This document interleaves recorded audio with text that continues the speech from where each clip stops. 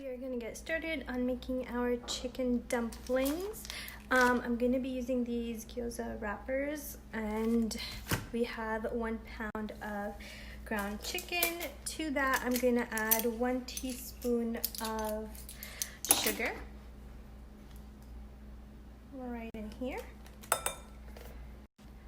I'm adding 5 tablespoons of chicken stock, 2 teaspoons of minced or pureed garlic, and 2 teaspoons of minced or grated ginger, just like that. Now here I have 1/4 of a cup of diced onions, 1 bunch of green onions, and 1 bunch of cilantro that I just chopped pretty finely. We're gonna add all of that in. If you have chives, that would work beautifully as well. PSA, always wash your cilantro because you don't want dirt and other stuff in your, like the gritty texture in your cilantro. And we're going to add about a teaspoon of salt and 1/8 of a teaspoon of white pepper. Just like that. Beautiful. Now we are putting 1/2 tablespoon of soy sauce. Let's go a little bit more, around 2 teaspoons of soy sauce. Now I'm putting 2 teaspoons of cornstarch and 1/2 teaspoon of sesame oil. There we go. And now we're going to don on some gloves and mix this all thoroughly. I'm going to mix this all thoroughly. You can totally use a spoon to mix. I just find working with my hands just yields a better result for most things, but totally not necessary. So we're gonna start making the dumplings. This is how the dough looks like. We let it defrost outside, room temperature, so it's pliable to use. It's usually in the frozen section. And this is what we're hoping to achieve. So you basically get the dough, dip your fingers in some water and line the edges. Some water, this will create that seal. Beautiful. We're gonna take a little bit of our filling. Maybe a little bit more, and then I'm going to show you guys up close. So you're going to pinch and then fold, and then pinch and fold, and you're going to press once you're making the fold so none of the filling can escape. So again, pinch and then fold. If there's extra filling, it's okay, you can just put it to the side. And that's okay. So I'm going to just make another one so you guys can see. I wet the rim with some water. I'm adding a little bit of our filling, and then we close it into a semicircle. Put our finger there, so we're pushing down the filling as we pinch, just like that. Ideally, I like to use about 6 pleats, or make about 6 pleats, but as long as it's closed, it's fine. Then push and fold, and push and fold. And then you want to make sure the edges are seamed and beautiful. I'm just going to continue making all of it till the wrappers or filling runs out.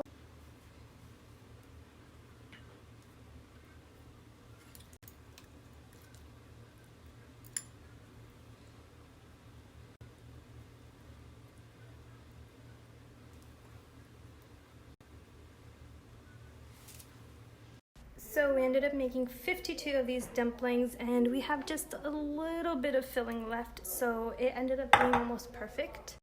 So I'm gonna make some of them, and then the rest I'm just going to freeze. And when I freeze them, I'll be sure to space them out a bit just so they don't freeze together, and then pop them into a Ziploc bag once they're all frozen and hard. And then whenever you want fresh dumplings, you can just steam them or maybe pop it in some soup. That would be fantastic. So I'm going to show you guys the pan searing method. I'm going to put about a tablespoon of oil. I just have regular canola oil. I'm going to bring it to a medium heat. Now I have 1 teaspoon of flour mixed with 1 teaspoon of flour mixed with 2/3 cup of water. And I'm just going to add it just like that. Cover it and cook it for about 5 to 7 minutes on medium-high heat. So after about 5-6 minutes, you can see that there's a crust that's formed. And then look how, look how beautiful the bottom is. They should be thoroughly cooked inside. Beautiful. I'm going to take these off the plate and I'm going to show you another method how you can make steamed dumplings. So this is a super easy microwave hack how to steam dumplings. You're going to just sprinkle the plate with 1 to 2 teaspoons of water. This even works for frozen dumplings. Let me put a little bit more actually. And then you take some cling wrap or some saran wrap and cover the plate and then microwave it for 2 to 3 minutes. And they should be perfectly steamed. I'll show you how they look once I pop them out of the microwave. So while that's in the microwave, I spaced out the rest of these dumplings and I made sure they were not touching, covered it with saran wrap, and now I'm just gonna freeze them until they're hardened and then pop them in a Ziploc bag. Now when you take it out of the microwave, you have to be very careful because there's still gonna be residual water in there, and once you open this, there's a lot of steam that will be released. Ooh, it's really hot.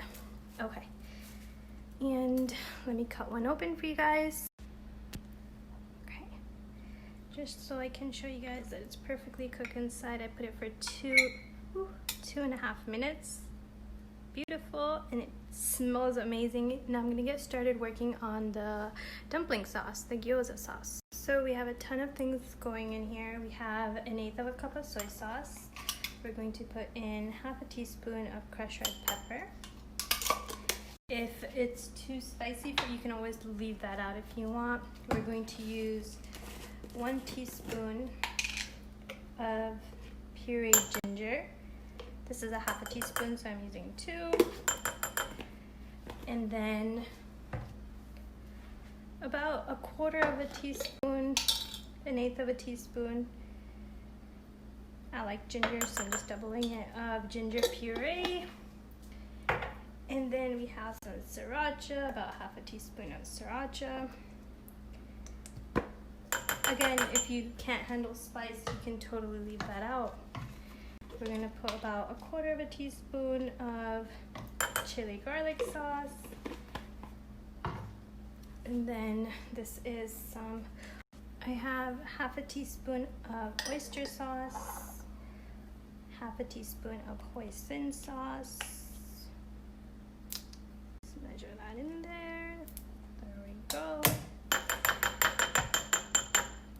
And then we have some rice vinegar.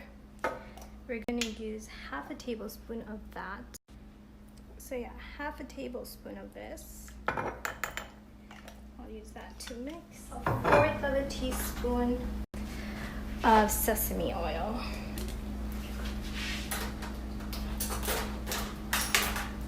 Let's get that. The dumplings.